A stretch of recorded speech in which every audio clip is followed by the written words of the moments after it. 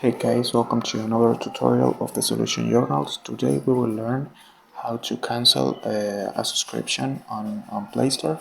This is an easy process to do.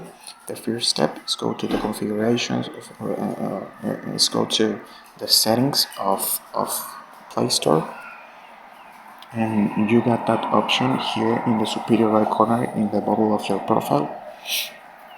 And after that you need to go to the options of payment and subscriptions. And here you need to go to the second option where set subscriptions.